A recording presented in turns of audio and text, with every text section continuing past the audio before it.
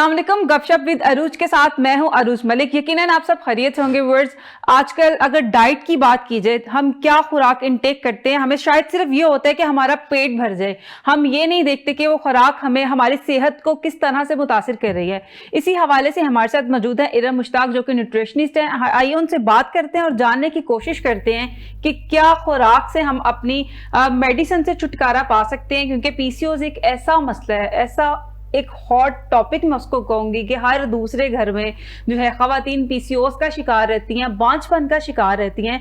तो खुराक के जरिए किस तरह से हम इस चीज को ओवरकम कर सकते हैं। चलते हैं इरम की जानिब। अस्सलाम वालेकुम। वालेकुम सलाम। कैसी हैं आप? आई एम गुड, आप बताइए। अल्हम्दुलिल्लाह।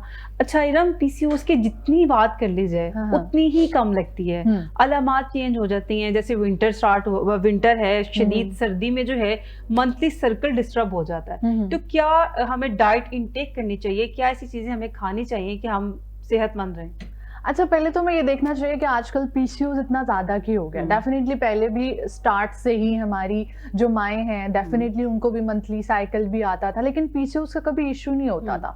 तो जो पीसीओएस में रूट कोज है ना, वो समझने की बहुत ज्यादा जरूरत है, जिसमें हमारा लाइफस्टाइल, हमारी ईटिंग हैबिट्स, हमारा उठना सोना जागना सब कुछ डिस्टर्ब हो चुका है। लाइफस्टाइल कैसे डिस्टर्ब करता है हमें, मतलब किस तरह से? अच्छा, पीसीओएस होता क्यों है? हार्मोन इम्बैलेंस की वजह से। हार्मोन इम्बैलेंस क्यों होता है?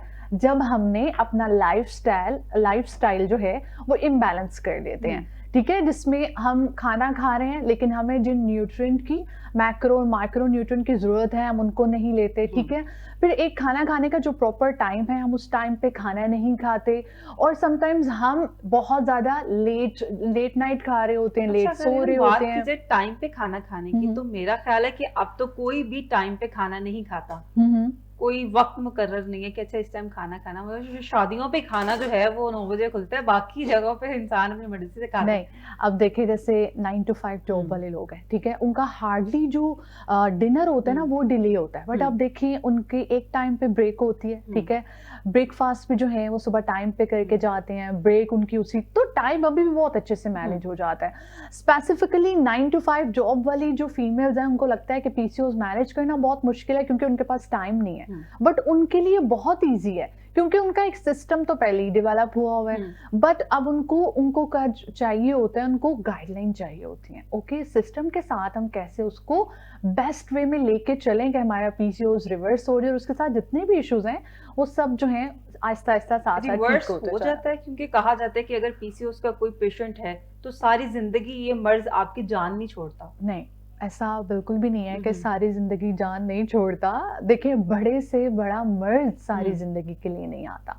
आप इवन दो अर्ली स्टेज पे कैंसर को ही देख लें, वो भी आपकी जान छोड़ देता है आफ्टर ट्रीटमेंट। तो हाउ इज इट पॉसिबल कि पीसीओएस नहीं छोड़ेगा?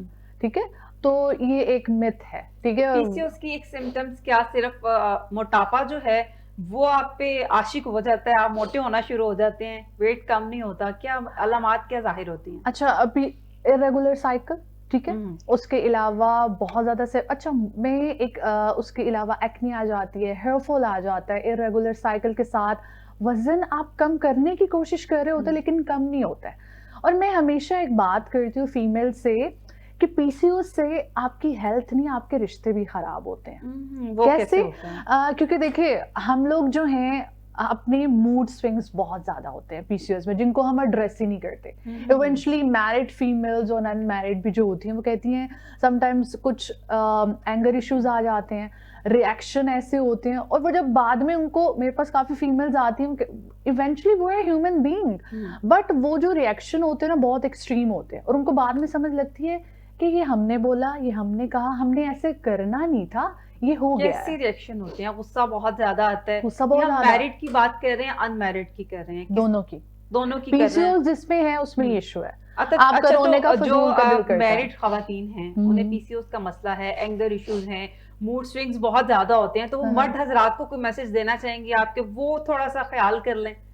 बिल्कुल देना चाहूंगी, सुन लें। कम्युनिकेशन, पीसीओएस की जो फीमेल्स होती है ना, एक टाइम पीरियड कुछ साइकिल्स ऐसे चल रहे होते हैं, वो बहुत ज़्यादा सेंसिटिव हो जाती हैं, तो आपको उनको अंडरस्टैंड करना है। इवेंचुअली आप जानते हैं कि वो अगर नेचर में अच्छी हैं, अखलाक में अच्छी हैं, बट अचानक क्या हो जाता है कि वो एकदम से एंगर इश्यूज आ जाते हैं, रिएक्शन बहुत वर्स होते हैं, कभी ज़्यादा रोना, कभी बिला वजह उदास होना, ओवर थिंकिंग करना। तो उनको बस उस टाइम पे अंडरस्टैंड करना है और पीसीओएस के ट्रीटमेंट के लिए उनका साथ देना है। और ट्रीटमेंट सिर्फ लाइफस्टाइल है और कुछ एक कस्टमाइज प्लान होता है जिसको लेके चलना होता है। It's not a rocket science, that's it. अच्छा, ज्यादा मसाइल जो है वो अनमैरिड बच्चियों में आते हैं या मैरिड खवातीन में आते हैं? पीसीओएस आप ये कह लें कि मेरे पास तो 14 साल की भी बच्ची आई है जिसको पीसीओएस है, ठीक है, because I am a PCOS like weight loss and hormone coach. तो उसमें अनमैरिड को भी हो रहे हैं, मैरिड को भी हो रहे हैं। तो मैं हमेशा जब मेरे पास एक फीमेल आती है तो मैं उसको कहती हूँ, जब वो मुझे कहती है कि ओके मेरी शादी है, थोड़ा वेट है, ये मैं कहती हूँ कि आपने अपनी शादी की तैयारियां की हैं? हाँ, हमने तैयारियां कर ली, बट अपनी अपनी इन अ सेंस आप देखें आपको पीसीओएस है, अल्ट्रासाउंड करवाएं शादी से पहले, अगर है पहले उसको एड्रेस करें और उसको ठीक करें, फिर आप अगर आप शादी के बाद उसको ट्रीट करने जाते हो ना, कॉम्प्लिकेशन ज्यादा आ जाती हैं। अच्छा, ऐसी क्या चीजें हम अपनी डाइट में हम इनटेक कर रहे हैं कि आजकल की जो बच्चियां हैं वो 11-12 साल में ही सर्कल जो है वो स्टार्ट हो जाता है, और फिर शायद सुनने में ये भी आता है कि बहुत जल्दी जो है ये खत्म भी हो जाता है। तो क्या ऐसी कौन सी डाइट है जो हम इनटेक कर रहे हैं जो हमें नहीं करनी चाहिए? Processed food, packaged food, ultra processed food, fried items, ठीक है, अच्छी न्यूट्रिशन है ही नहीं है। फास्ट फूड हम खा रहे हैं, जिंगर खा रहे हैं, बर्गर्स खा रहे हैं, फास्ट फूड के अलावा भी देखें, अगर घर में हम कहते हैं ना हमने घर में बनाया, तो घर में क्या बनाया हमने, हेल्दी सा शवारमा बना ली, लेकिन चिकन कौन सा यूज हुआ? ओके, ये ब्रांड था, फ्रोजन चिकन था, प्रोसेस था, उसके नगेट्स अंदर लगाया। हेल्दी फ्राइज कैसे बनते हैं? हेल्दी फ्राइज कैसे बनती है? ओके, नहीं बन सकती हैं, ठीक है, एयर फ्राई यूज करें नहीं, ओके, जो फ्राइज स्वीट पोटैटो जो है, शकरकंदी की भी फ्राइज बनती है, लेकिन ऑयल बार बार यूज ना करें, ठीक है, और सीड्स ऑयल यूज ना करें, घी का इस्तेमाल करें और उसको बार बार इस्तेमाल ना करें। घी का इस्तेमाल करें? यस। अच्छा, ये कुछ जो लोग हैं सनफ्लावर जो घी की तरफ कहते हैं, घी को रोकते हैं, मना करते हैं कि घी का इस्तेमाल नहीं करना, शरीयानों में जम जाता है। आप कह रही हैं घी का इस्तेमाल करें, ऐसा क्यों है? साइंटिफिकली आपके लिए रिसर्चेज आती जा रही हैं और चेंज आता जा रहा है। अगर आप पहले जाएं, पहले जमाने में देखें तो घी होता था, राइट?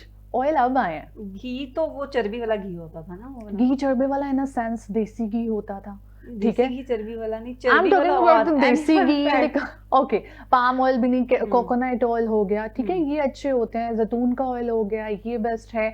बाकी जो सनफ्लावर ऑयल है, अब वो जो साइंटिफिकली रिसर्च है कि वो भी जो है अनहेल्दी है, आपने उसे भी यूज नहीं करना।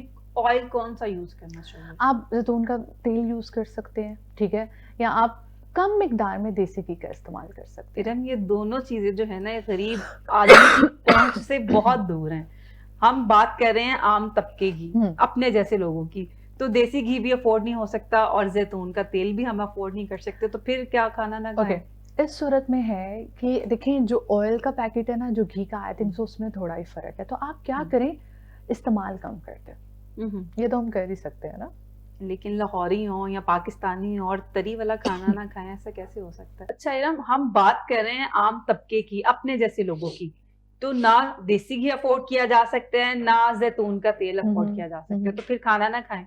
नहीं, खाना खाएं, लेकिन मिकदार कम कर दें। खाने की मिकदार कम करें? नहीं, ऑयल की जो भी इस्तेमाल कर रहे हैं उसकी मिकदार कम कर दें। आप कम ऑयल में भी खाना तो बना सकते हैं ना, और उसको अच्छे से खा भी सकते हैं। उसका टेस्ट ऑयल पे डिपेंड नहीं करता, स्पाइसेस पे डिपेंड कर रहा होता है। बड़े बुजुर्गों का एक ये कॉन्सेप्ट होता है ना कि घी जब तक ऊपर नहीं आया ना, तो खाने की ना रंगत निकली है ना टेस्ट निकला है, तो ऐसे बुजुर्गों को आप क्या कहना चाहेंगे? फिर जब वो बीमार होते हैं ना, तो वो उबला हुआ खाना भी खा रहे होते हैं, तो मैं ये कहना चाहती हूँ प्रिकॉशंस पहले कर ली जाए। लेकिन उन्हें समझाना बहुत मुश्किल है, तो ऐसे लोगों को किस तरह से समझाया जा सकता है? ऐसे लोगों को समझाने, थोड़ा सा डराया जा सकता है। डराया ना सेंस के, देखें अगेन, अल्लाह ना करे जब आप बीमार होते हैं ना, तब आप क्या मांगते हैं? ना पैसा ना गाड़ी, सिर्फ एक चीज मांगते हैं कि कुछ भी हो जाए मैं सेहतमंद हो जाऊं। सेहतमंद हो। तो वो एक पिक्चर अपने माइंड में रखें कि देखें आज की जो आप कह रहे परहेज है, अच्छे लाइफस्टाइल को मैनेज करके चलना है, वो कल की बीमारी को रोकेगा और एक अच्छे आप कह लें कि सेहत के साथ जिंदगी गुजार सकते हैं। अच्छा, हॉर्मोन्स, क्या डाइट जो है आप सजेस्ट करती हैं कि ये डाइट प्लान एक फॉलो करने से जो हॉर्मोन्स हैं जो इनबैलेंस हुए हैं वो किस तरह से बैलेंस हो सकते हैं? अच्छा, रोज इसमें काफी सारी चीजें आ जाती हैं, ठीक है। अगेन रूट कोज क्या है, ठीक है।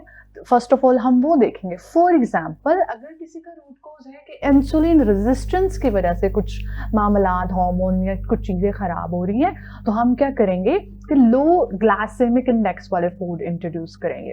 और एक तरीका होता है, फॉर एग्जाम्पल मैं हमेशा कहती हूँ कि जिनको इंसुलिन रेजिस्टेंस की वजह से हार्मोन इम्बैलेंस हो रहा है उसमें और भी चीजें आ जाती हैं, ठीक है। तो उसमें क्या है, आपने प्रोटीन का इंटेक जो है वो अच्छा रखना है और वेजिटेबल्स, फ्रेश फ्रूट्स, लेकिन शुगर बिल्कुल cut off, processed food, white आटा, वाइट ब्रेड, इससे बहुत ज्यादा अवॉइड करें। अच्छा, अगर विंटर की बात की जाए तो किन्नू का सीजन चल रहा है, अगर फ्रूट्स की बात की जाए, लेकिन ऑरेंजेस अगर शुगर पेशेंट खाता है उसे चक्कर क्यों आते हैं? सिट्रस की वजह से क्यों चक्कर आते हैं? ऐसा होता है कि चक्कर आते हैं? बिल्कुल आते हैं, मैंने खुद देखे। आपने खुद देखे हैं पेशेंट? ओके, चक्कर आई डोंट थिंक सो कि उनको सिट्रस फ्रूट से आ रहे हैं। मे बी कुछ एनर्जी लेवल लो हो सकती है, शुगर डाउन होने के साथ बीपी भी जब लो हो जाता है ना, तब ये वाली सिचुएशन आती है। बिल्कुल ठीक है, हमारे साथ रहिएगा। चलते हैं एक ब्रेक की जाने में, हमारे साथ रहिएगा।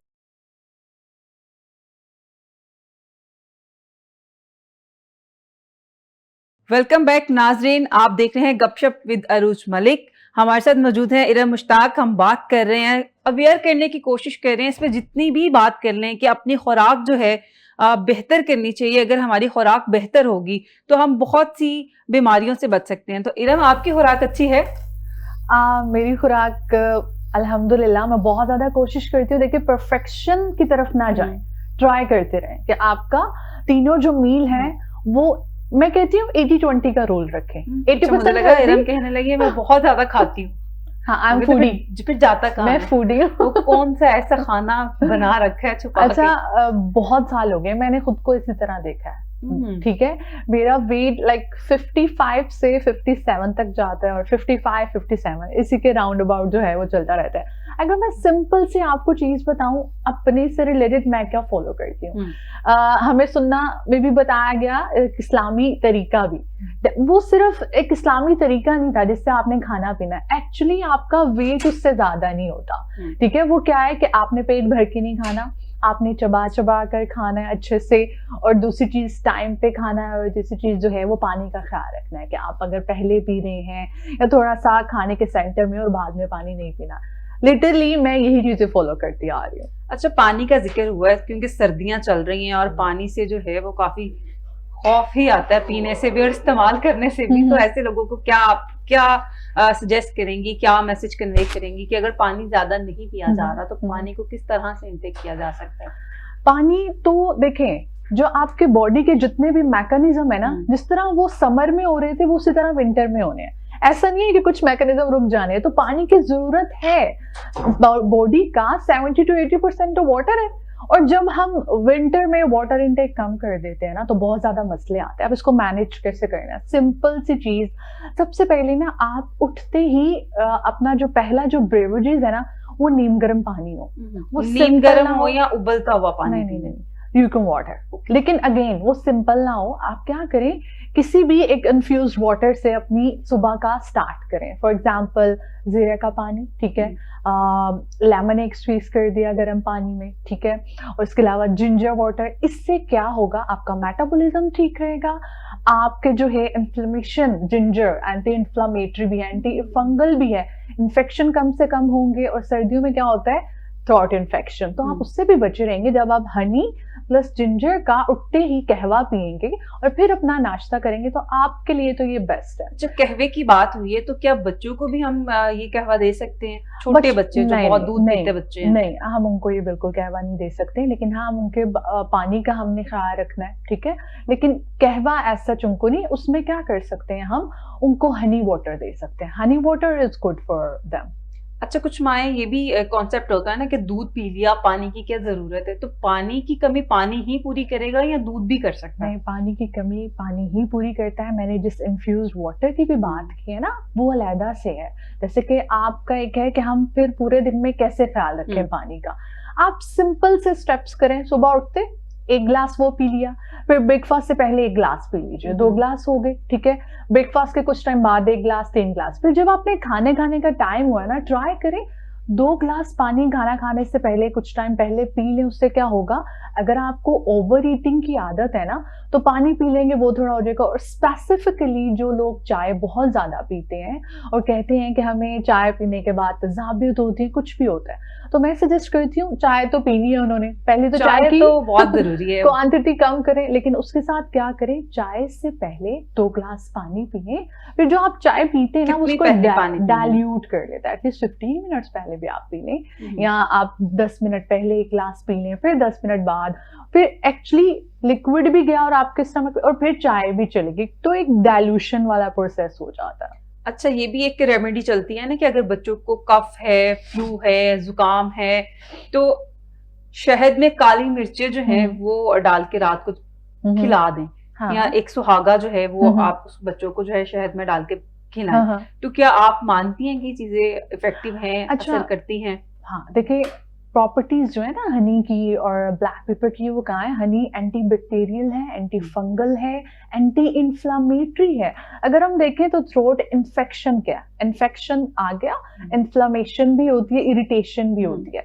तो आप सिंपल क्या करें, स्पून लें, ठीक है। स्पून अगर वार्म हो गया ना, तो जब हनी डालेंगे, हनी भी थोड़ा नीम गर्म सा हो जाएगा, उसमें बिल्कुल 1 पिंच ब्लैक पेपर डाल के आप आहिस्ता आहिस्ता जब देते हैं, लेकिन आपने ये ख्याल रखना है वो गले में ना लगे कि आप क्वांटिटी बहुत ज्यादा ब्लैक पेपर की रखते हैं, तो वो, और उससे पहले उसके बाद आप नीम गर्म थोड़ा सा पानी भी पिला दें, ताकि एक सूथिंग इफेक्ट पानी या दूध भी पी सकते हैं। हाँ, दूध भी, लेकिन नीम गर्म पानी इज बेटर देन आप जो है जो भी बच्चा इंटेक करता है। शहद को गर्म करके ही खाना है, एज इट इज गर्म कर नहीं, गरम नॉर्मल करके, नॉर्मल, कि आप एक स्पून ऐसे आपने लिया तो वो आपको एक फील दे थोड़ी सी ल्यूकम की, वार्म सी, कि आप इजीली उसको खा लें। ये नहीं है कि बहुत गर्म हो कि आप ठहर ठहर के खाएं, ऐसे नहीं करना। और हनी हमेशा आपने उबलते हुए पानी में नहीं डालना। आपका जब कहवा बन जाता है, आप उसे स्ट्रेन करें, कप में रखें, दूध, कहवा, व्हाटएवर, जिसमें भी आपने हनी डालना है,